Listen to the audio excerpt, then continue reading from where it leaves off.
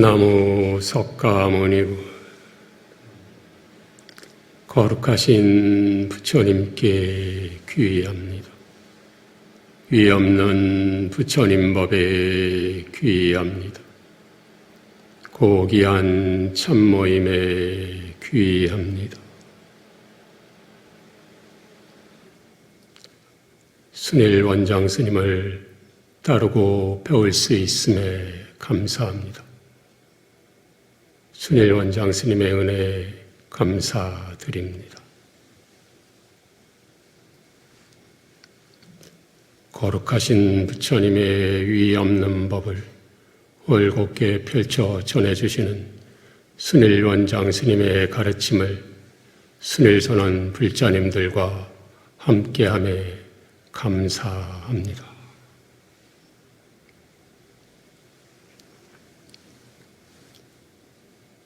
우선 오늘 하는 여일의 이야기가 거룩하신 부처님과 순일 원장 스님의 가르침과 뜻에 어긋나지 않기를 소망합니다.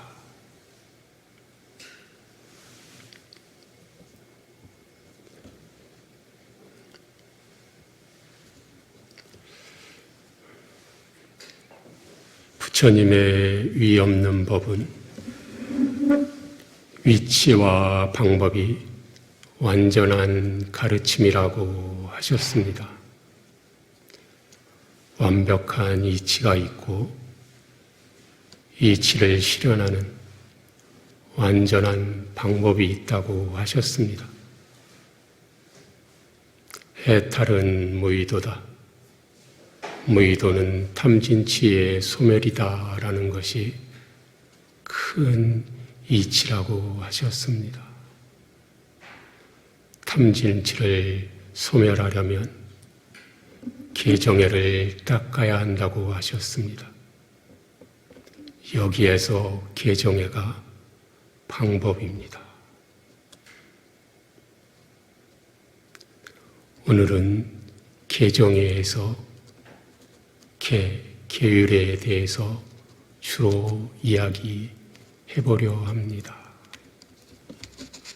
순일 원장 스님께서 계율 가로 열고 보시 가로 닫고 하셨듯이 보시와 계율은 항상 붙어 다니는 것이라고 하셨습니다. 그러니 오늘은 계목과 보시에 대해 같이 살펴보겠습니다.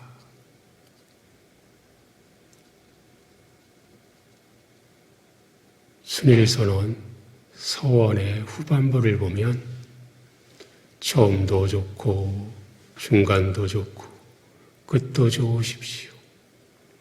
향상일로 하십시오.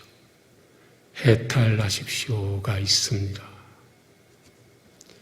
처음도 좋고 중간도 좋고 끝도 좋으십시오에서 처음도 좋은 것은 지금 이 세계에서 행복하게 잘 사는 것이고 중간도 좋은 것은 다음 세계를 선처 혹은 천상세계에서 행복하게 잘 사는 것이고 끝도 좋은 것은 해탈 열반이라고 하셨습니다.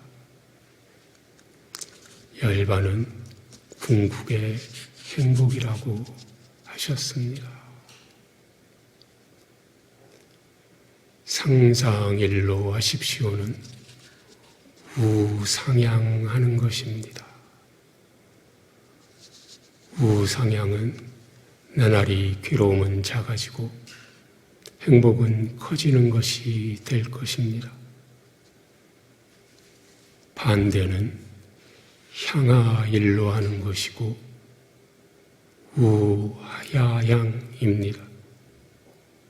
나날이 괴로움은 커지고 행복은 작아지는 것이 되겠지요.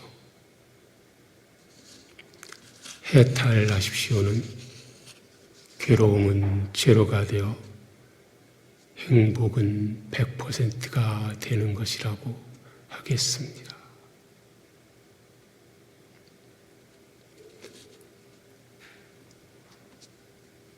해탈의 그날까지 평화로이 향상일로 하기 위해서는 부처님의 말씀대로 공부지어야 하겠습니다. 해탈은 탐진치의 멸진이고 탐진치를 소멸하는 길인 계율, 삼매, 파냐, 개정애를 잘 닦아나가야 하겠습니다. 순일원장 스님께서 법문 중에 여러 번 말씀을 주셨던 무자식경 2를 먼저 살펴보겠습니다. 벽집을 깨 탁발 음식을 공양했다가 공양한 것을 후회한 장자의 이야기가 나오는 경전입니다. 보시를 함으로써 얻는 과보와 계율을 어김으로써 받게 되는 과보가 함께 계신 경전입니다. 무자식경 쌍유따니까야 3회 20입니다. 그때 빠사나디 꾸살라 왕은 한낮에 세종께에 다가갔다. 가서는 세종께에 절을 올리고 한곁에 앉았다. 한곁에 앉은 빠사나디 꾸살라 왕에게 세종께서는 이렇게 말씀하셨다. 대왕이여, 그런데 이 한낮에 그대는 어디서 오는 길입니까?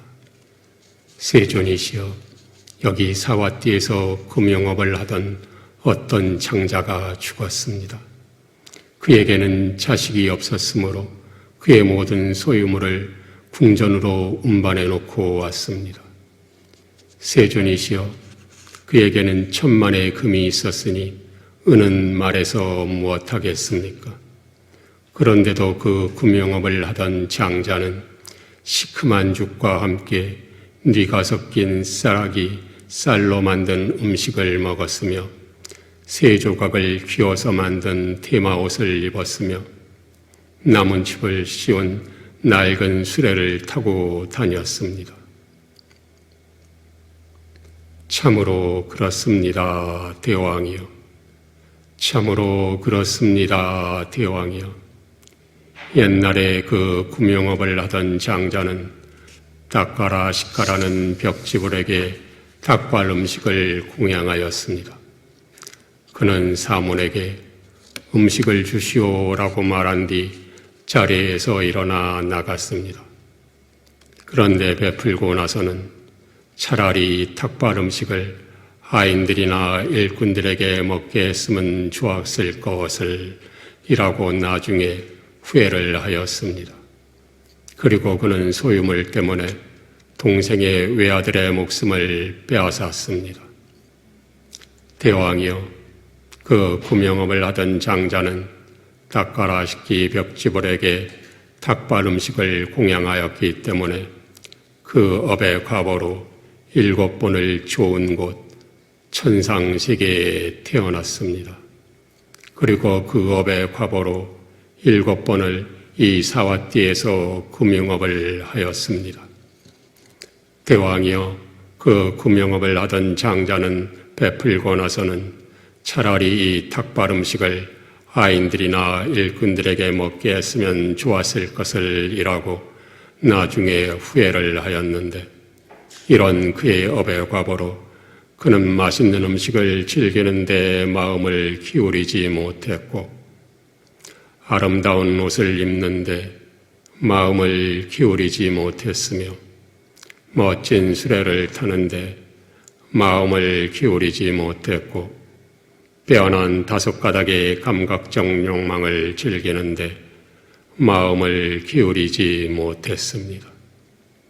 대왕이여, 그 구명업을 하던 장자가 소유물 때문에 장자의 외아들의 목숨을 빼앗은 그 업의 과보로 여러 해 동안, 여러 백년 동안, 여러 천년 동안, 여러 백천년 동안 지옥에서 고통을 받았습니다.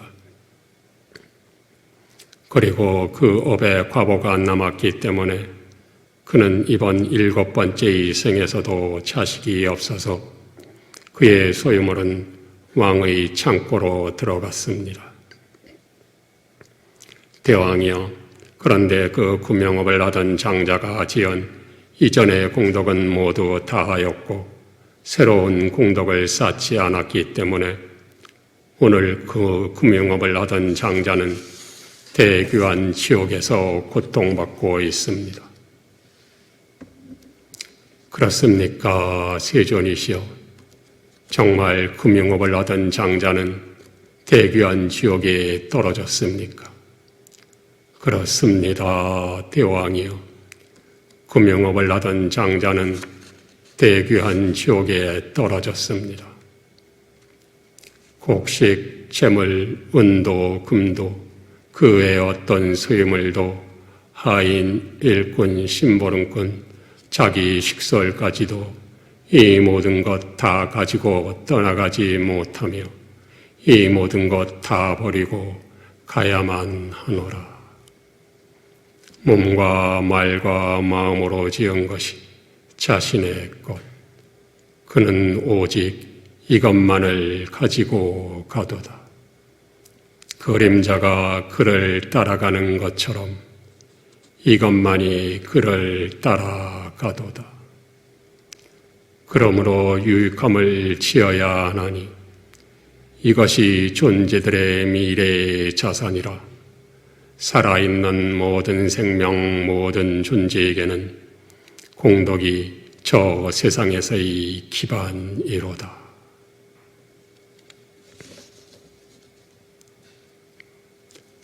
무자식경에서 부처님께서는 몸과 말과 마음으로 지은 것이 자신의 것이라 하셨는데 몸과 말과 마음으로 잘하는 것이 보시와 계목입니다. 벽지불에게 탁발 음식을 공양한 것은 보시의 공덕을 지은 것이고 소유물 때문에 동생의 외아들 목숨을 빼앗은 것은 계율을 어겨 남을 해친 것입니다. 소유물 때문이라는 것은 주지 않은 것을 갖지 않겠습니다라는 계율을 어긴 것으로 보이고 목숨을 빼앗은 곳에서 살생을 하지 말라는 계율을 어겼습니다. 무자식경에 계시듯이 보시의 공덕으로 천상세계에 태어나고 대재벌로도 이 세상에 왔습니다. 여기서 부처님께서 보시의 이익에 대해서 말씀 주신 경전을 살펴보겠습니다. 보시의 이익경입니다. 비구들이여, 5가지 보시의 이익이 있다. 무엇이 5인가?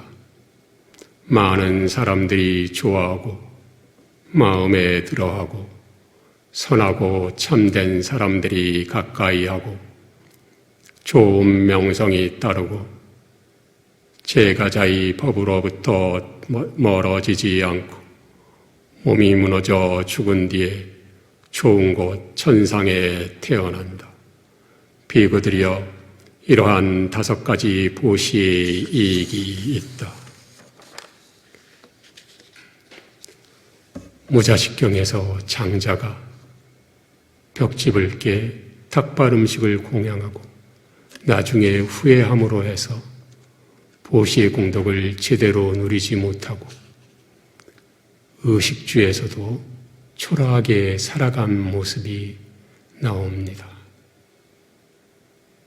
여기에서 우리가 보시는 어떤 마음과 자세, 태도로 해야 하는지 그 단초를 볼 수 있습니다. 부처님께서 말씀 주신 보시하는 법에 대한 경전 두 곳을 보겠습니다. 우선 참된 사람경의 일부를 보겠습니다. 참된 사람경 1. 비구들이여, 8가지 참된 사람의 보시가 있다. 무엇이 8인가? 깨끗한 것을 보시하고, 좋은 것을 보시하고, 적절한 시기에 보시하고, 적당한 것을 보시하고, 생각한 뒤 보시하고, 지속적으로 보시하고, 보시하는 마음을 청정하게 하고, 보시한 뒤 흡족한 마음을 가진다. 비구들이여, 이러한 8가지 참된 사람의 보시가 있다. 다음은 두 번째 빠야시경의 일부를 보겠습니다. 보시를 베풀어 천상세계에 태어난 신의 아들 빠야시 태수가 낮 동안의 머금을 위해서 텅 빈 천상에 세리사카 궁전으로 오신 까암빠띠 존자께 드리는 말씀입니다. 존자시여, 그러니 인간의 세상에 돌아가시면 이와 같이 전해주십시오. 정성으로 보시를 베푸시오. 자기 손으로 직접 보시를 베푸시오. 충분히 배려하면서 보시를 베푸시오. 소중히 여기면서 보시를 베푸시오. 빠야시 태수는 마지못해서 보시를 베풀고 자기 손으로 직접 건네지 않고 충분히 배려하지 않고 내버리듯이 보시를 베푼 뒤 몸이 무너져 죽은 후에 4대 왕천의 동료로 태어나서 이 텅 빈 세리사카 궁전에 태어났습니다. 그러나 그가 보시를 할 때 책임자로 있었던 우따라라는 바라문학도는 정성으로 보시를 베풀고 자기 손으로 직접 보시를 베풀고 충분히 배려하면서 보시를 베풀고 소중히 여기면서 보시를 베푼 뒤 몸이 무너져 죽은 뒤에 좋은 세계, 하늘 세계에 생겨나서 33천 신들의 동료로 태어났습니다. 라고.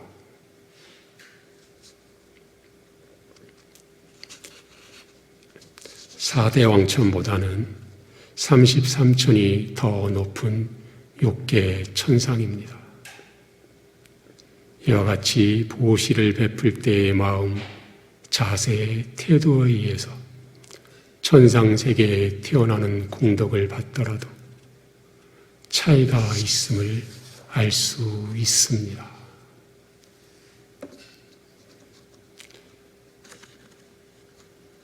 무자식경 2에서 장자가 소유물 때문에 동생의 외아들 목숨을 빼앗은 그 업의 과보로 여러 해 동안, 여러 백년 동안, 여러 천년 동안, 여러 백천년 동안 지옥에서 고통을 받는다는 대목이 나오는데 여기에서 우리는 계행이 나쁜 자의 위험에 대해서 볼 수 있습니다. 계행의 5가지 위험과 이익에 대해서 설해 주신 대반열반경의 일부를 보겠습니다.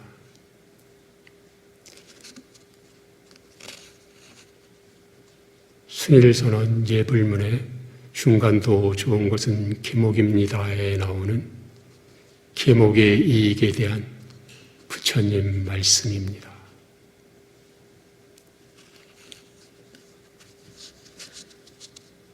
그러자 세종께서는 바탈리 마을의 청신사들을 불러서 말씀하셨다.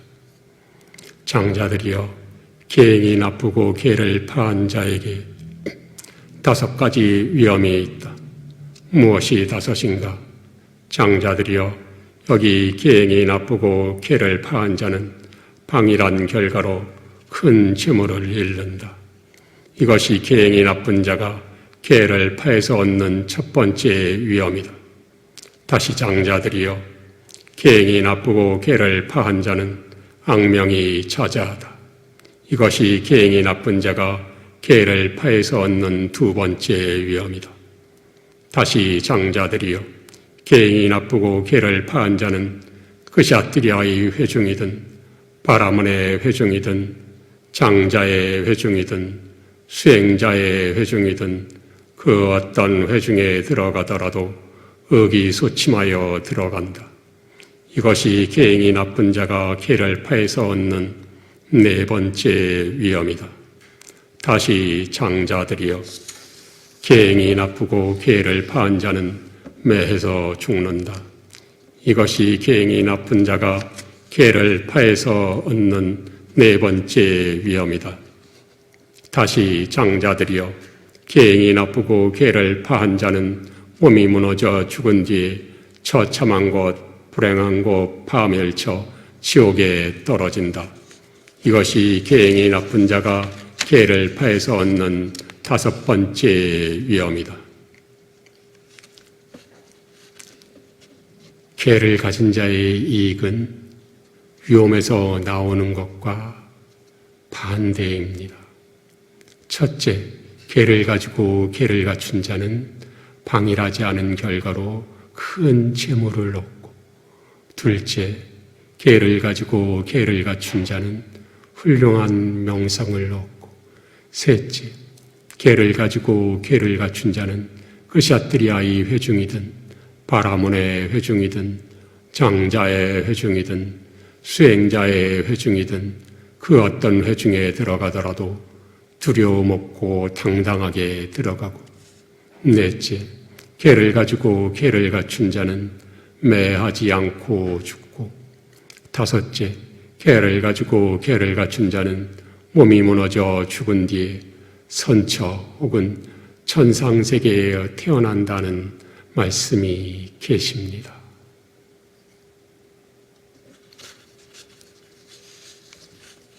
다음은 계목에 관한 제성문경의 일부를 보겠습니다. 신들의 왕 사가님이 부처님께 질문을 드리자 부처님께서 설해 주신 말씀입니다. 신들의 왕 사가님이 어떻게 도 닦을 때 비구가 계목의 단속을 위해서 도 닦는 것이 됩니까? 라는 질문을 드리자 부처님께서는 신들의 왕이여 몸으로 짓는 행위에도 두 가지가 있다고 나는 말합니다. 그것은 받들어 행해야 하는 것과 받들어 행하지 말아야 하는 것입니다. 신들의 왕이여 말로 짓는 행위에도 두 가지가 있다고 나는 말합니다. 그것은 받들어 행해야 하는 것과 받들어 행하지 말아야 하는 것입니다. 신들의 왕이여 추구에도 두 가지가 있다고 나는 말합니다. 그것은 받들어 행해야 하는 것과 받들어 행하지 말아야 하는 것입니다. 라고 부처님께서 말씀을 주십니다.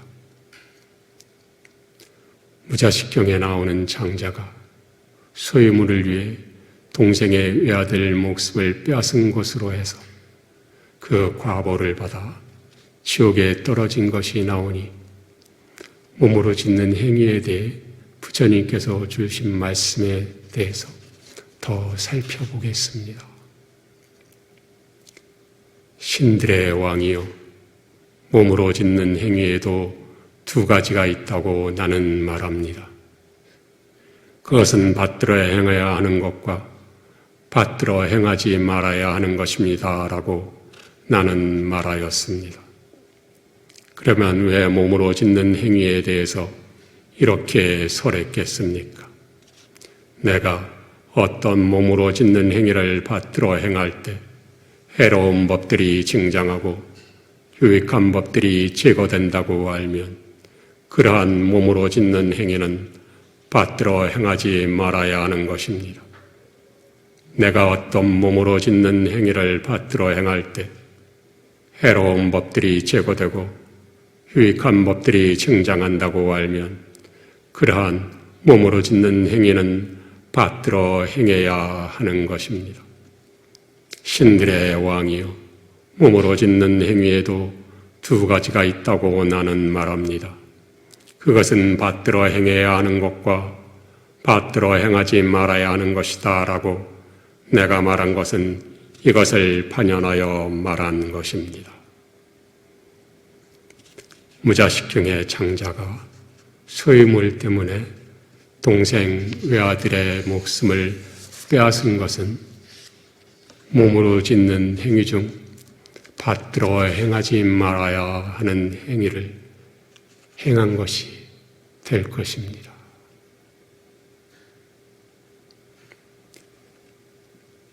이렇듯 보시와 계목의 공덕은 크고 다양합니다.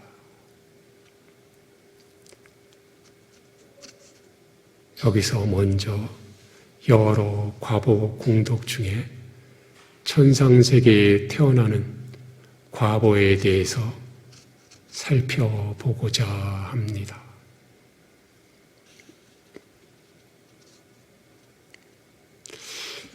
먼저 존재의 거주지를 보면 크게는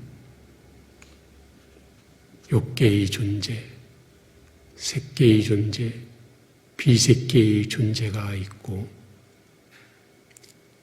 세분화해서 아랫세계에서 위에세계로 올라가 보면 지옥, 축생, 악이, 인간이 있고 인간 위의 세계가 6개의 6천상세계이고 그 위가 3매 천상세계인 색계 천상과 비색계 천상입니다.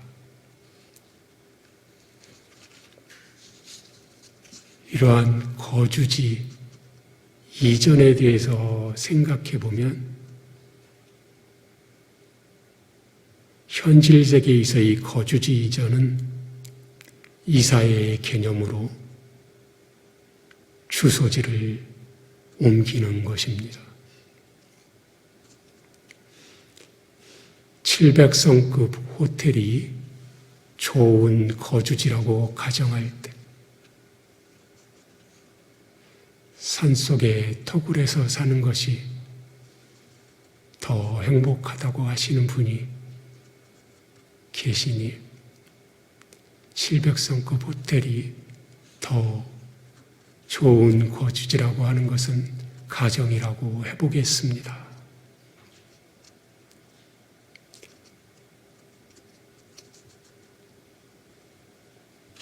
비유적으로 여인숙에서 700성급 호텔로 옮겨가는 것이 좋은 거주지로의 이전이라고 할 수 있겠지요.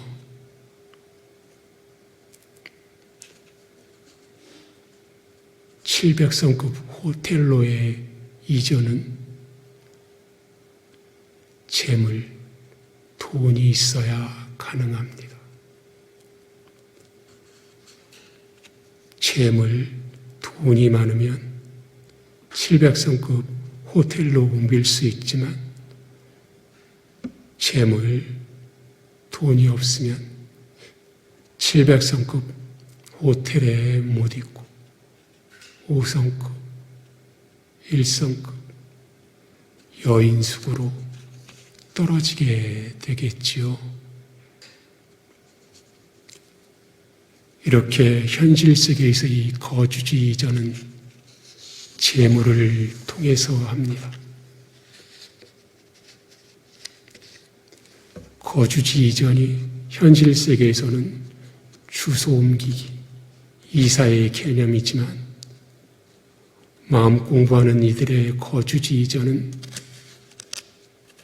점핑으로 존재의 레벨이 높아지는 것이라 하겠습니다.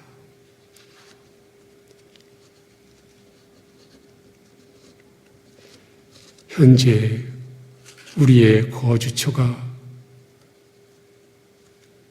점핑되어 옮겨지는 방법은 우상향하여 욕계천상, 색계천상, 비색계천상으로 올라가거나 우하향하여 지옥, 축생, 악의로 떨어지는 것일 겁니다. 악초로의 우하향은 공덕은 짓지 않고 신구의 몸과 말과 마음으로 악한 행위를 할 때 될 것입니다. 보시도 안 하고 계율도 어기면 우하향하게 되겠지요.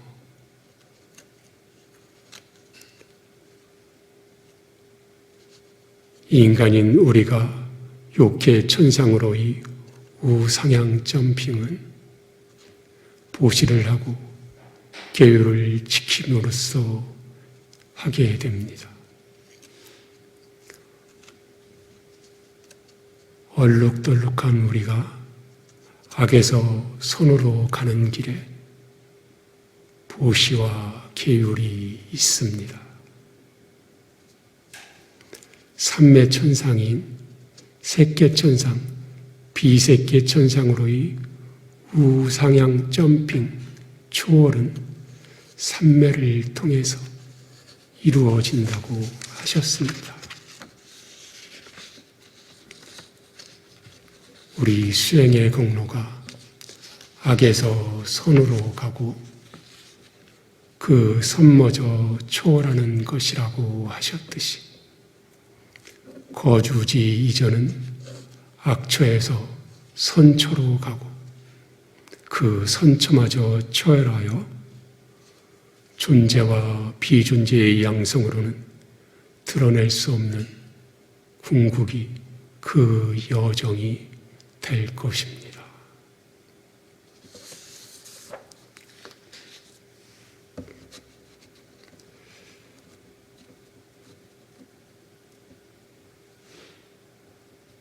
순일선은 예불문에 다른 사람에게 받고 싶지 않은 말과 행동을 다른 사람에게 한 것에 대해 참회합니다.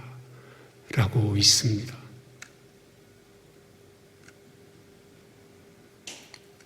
계목은 다른 사람에게 받고 싶지 않은 말과 행동을 다른 사람, 다른 존재에게 하지 않는 것입니다. 남과 나를 해치지 않는 것입니다.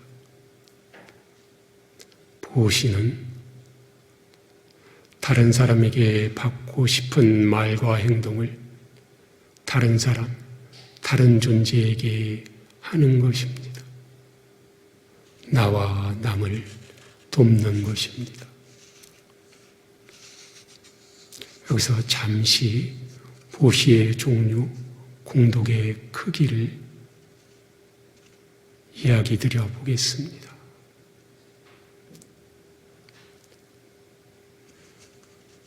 산 사람, 이 세상 분에게 하는 게 보시이고 저 세상 분들에게 하는 보시가 제사 헌공이라 하였습니다.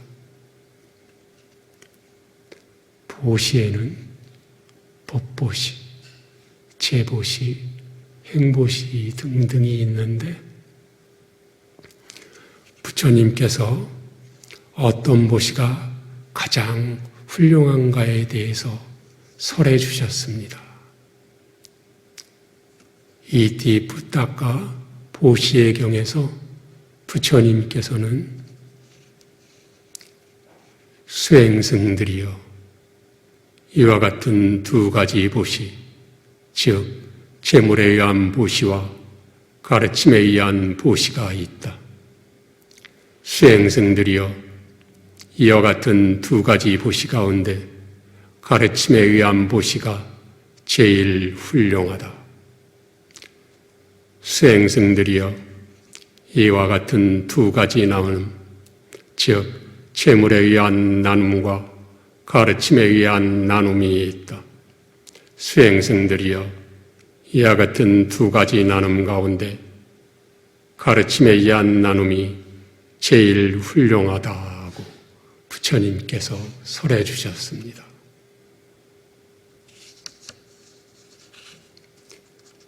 우리 선원의 이러한 성스러운 진리를 모든 존재들과 나누겠습니다라는 서원에도 나타나고 있습니다.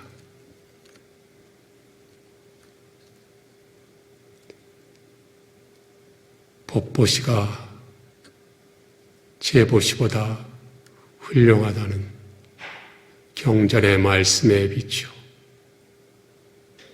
우리는 거룩하신 부처님의 위 없는 법과 부처님의 법을 올곧게 펼치시어 세상에 전해주시는 순일 원장 스님의 가르침에 무한한 감사를 드려야 하겠습니다. 한량없고 한량없는 은혜에 감사합니다.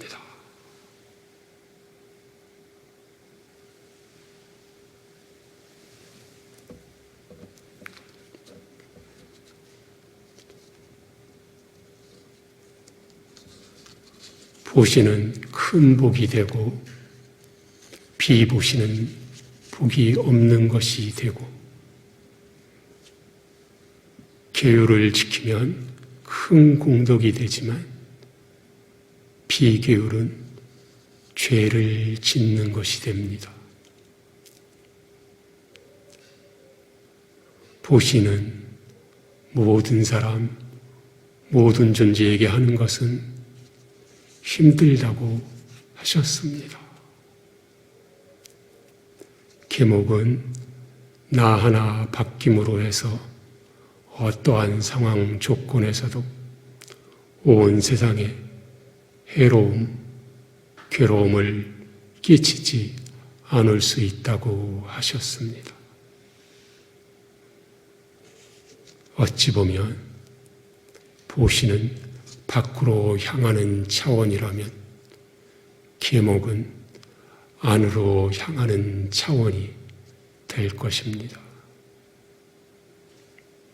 물론 안으로 향하고 고요히 가라앉고 삼매에 든다고 하셨듯이 삼매는 더욱더 내면으로 향하는 차원이 될 것입니다.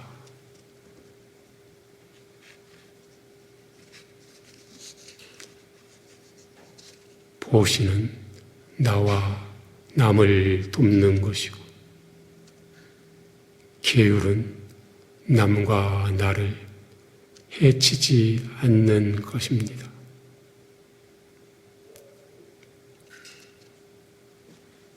보시는 나에게 먼저 하고 내 주변으로 점점 넓혀나가는 방식으로 된다고 하셨습니다. 그러나 계율은 남을 해치지 않는 것이 우선이고 종래에는 나도 해치지 않는 길로 나아가야 한다고 하셨습니다. 나를 해치지 않는 것까지 가는 것이 더 어렵고 더 간경지라고 하셨습니다.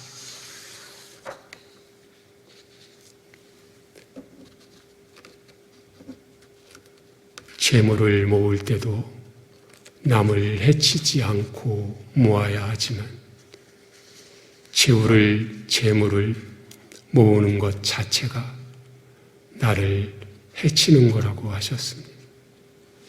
재물을 모을 때 집착 없이 모으기는 힘들기 때문에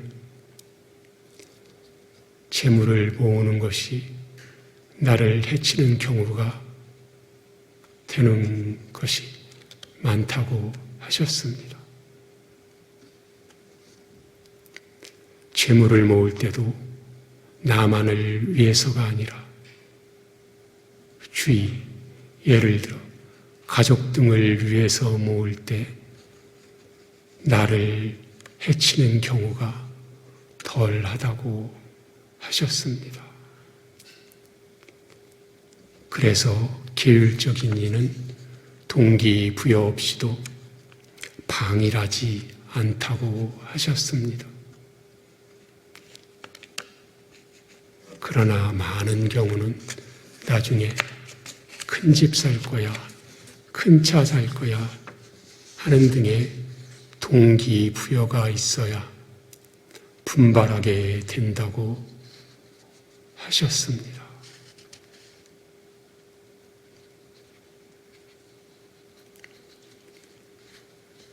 계율을 지키는 곳에도 두 가지가 있을 수 있는 것 같습니다. 계율을 어기면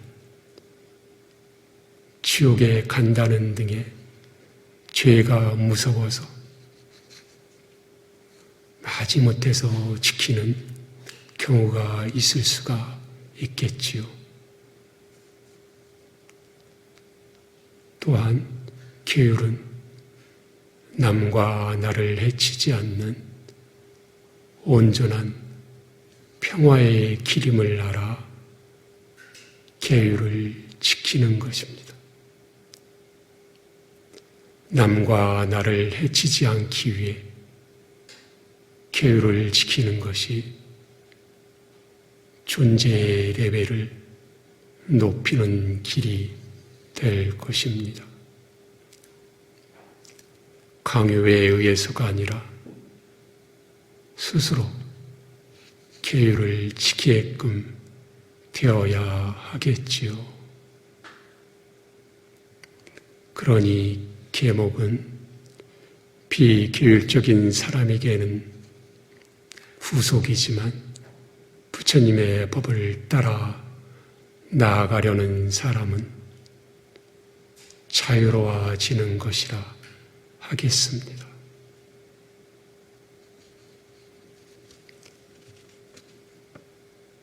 계목은 내가 지킬 일이지 남에게 말하지 말라고 하셨습니다.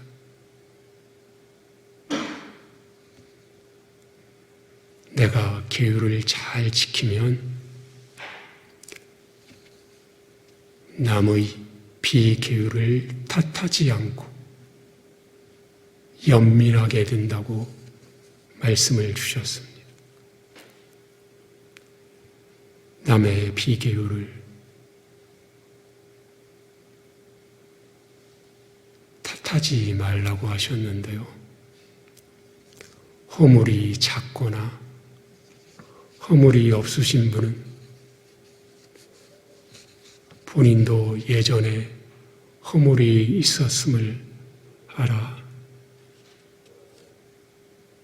비계율을 탓하지 않고 스스로 계율을 지킬 수 있게끔 부드럽게 일러주실 거고,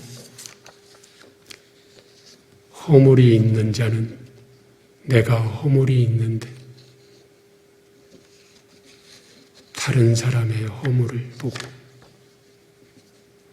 누굴 탓할 수 있겠는가라는 말씀을 들은 적이 있습니다.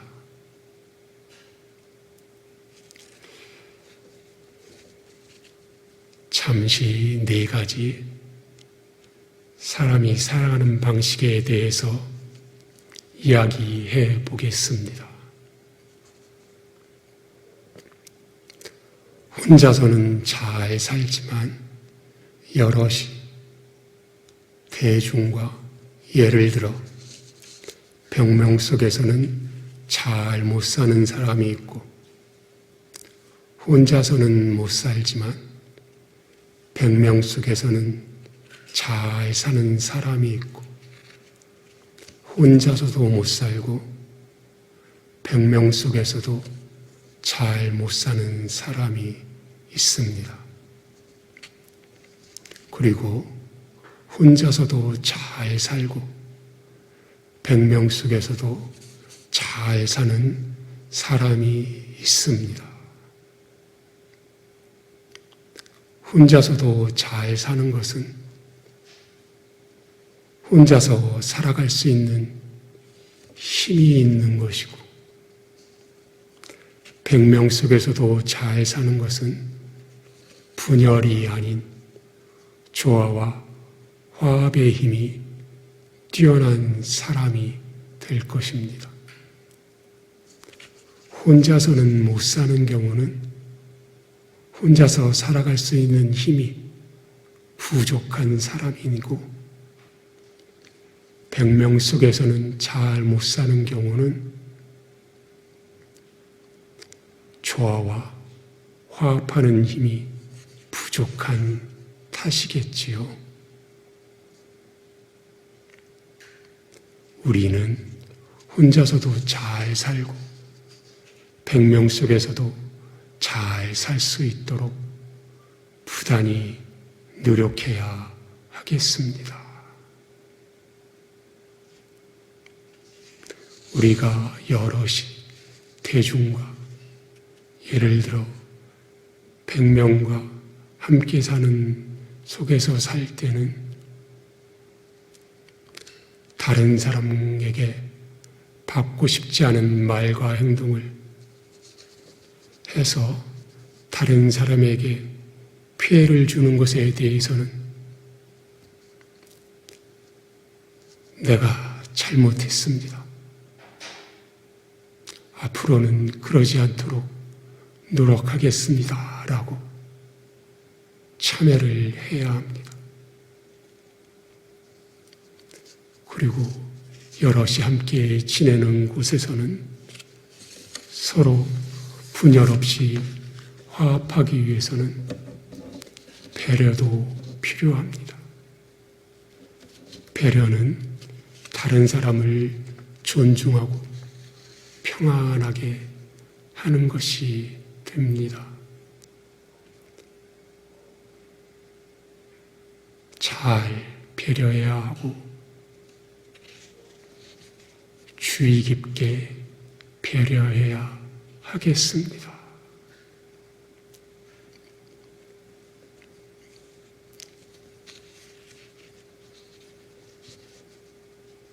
우리가 살펴보고 있는 계율 중에 기본 계율은 몸 3가지, 말 4가지와 마음에 해당하는 탐진치, 이렇게 10가지로 되어 있습니다. 몸 3가지는 살생삼가하기, 주지 않은 것을 가지지 않기, 바르지 않은 성생활을 삼가는 것이고, 말 4가지는 거짓말, 이간질, 욕설, 쓸데없는 잡담을 삼가는 것으로 되어 있습니다.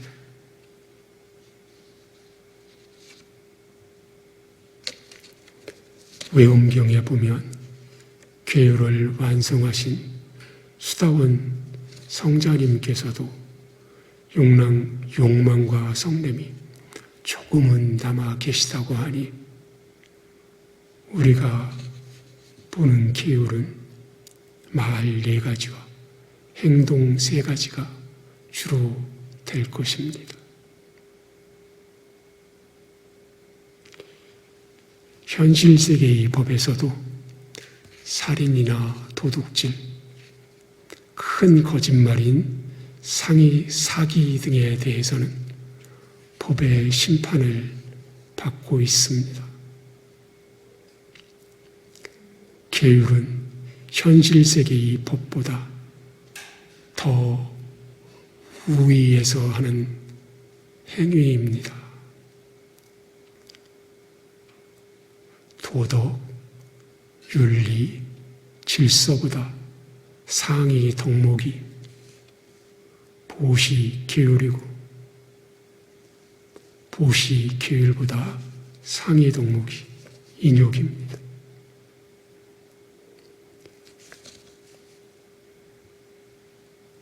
훌륭하지 않은 마음으로 보시에도 과보는 오게 됩니다. 단 무자식경 2의 장자의 예에서도 보이듯이 자신이 쓸 수가 없게 됩니다.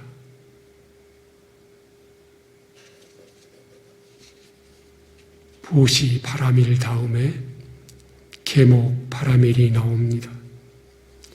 보시보다 계목이 더 어렵고 힘들고 높은 차원이라는 이야기가 됩니다.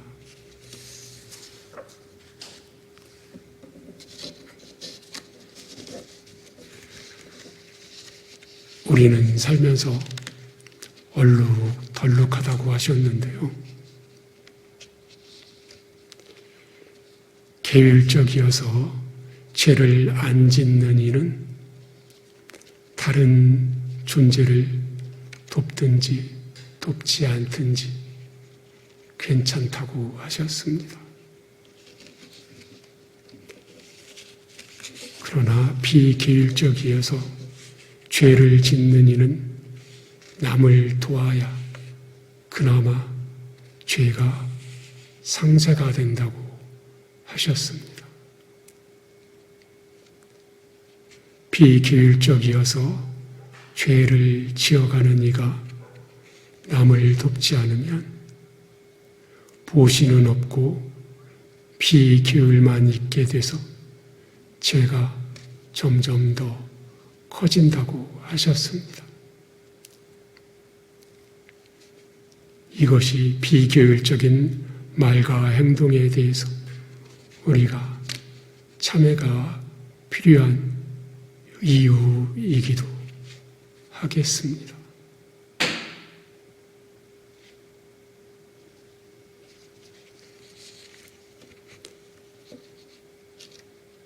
개정의 계율 삼매 반야, 개정이 서로 간의 관련성에 대해서도 잠시 살펴보겠습니다.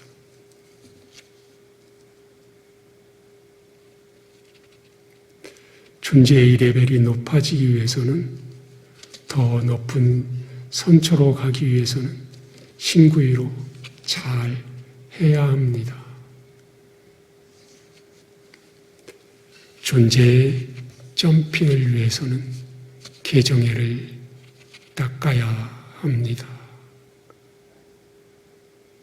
삼매가 초월, 큰 점핑이라면 보시계율은 작은 점핑이면서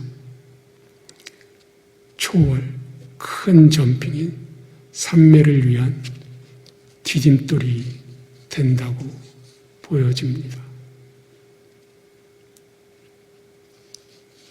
존재의 레벨을 올리는 법칙은 믿음은 기본이고 보시 계율하고 개정애를 닦아 나가는 것이라고 하셨습니다.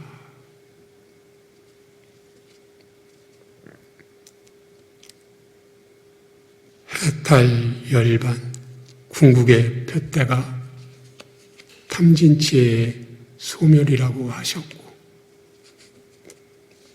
탐진치의 소멸로 가는 길 방법이 개정애라고 하셨습니다.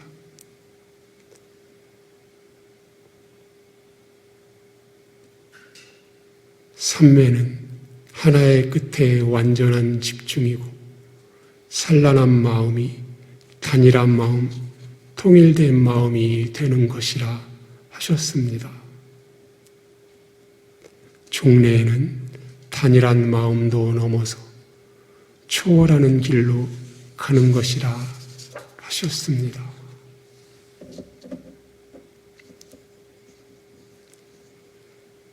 사마디에 도움이 되는 계율이라고 대반 열반경에 계시듯이 산란한 마음을 계율을 통해 줄여나가고 계율을 통해 산란하고 어수선한 마음이 줄어들어야 단일한 마음, 통일된 마음인 삼매로 나아갈 수 있게 될 것입니다.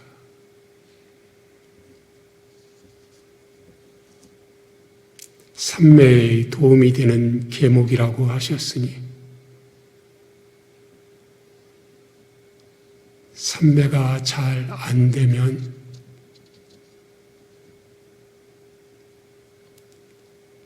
비계율로 살아가고 있구나.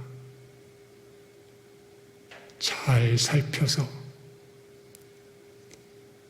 계율을 지키도록 더욱더 마음을 다 잡고 나아가야 하겠습니다.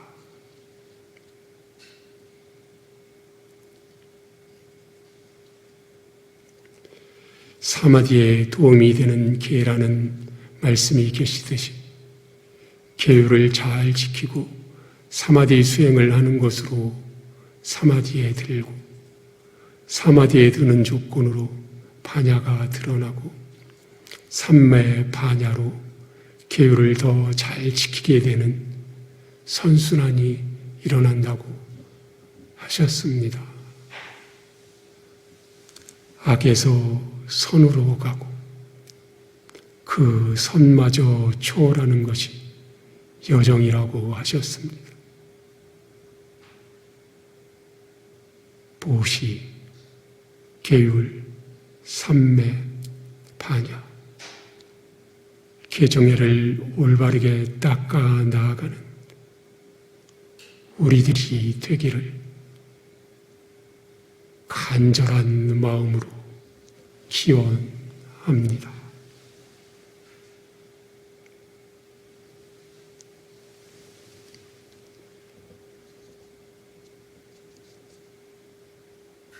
이상으로 부처님의 경전 말씀과 순일 원장 스님이 주신 법문 등을 토대로 해서 이야기를 나누어 보았습니다.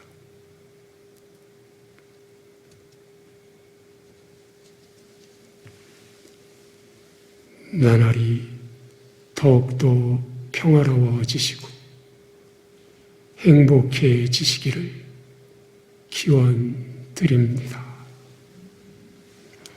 나무 석가모니부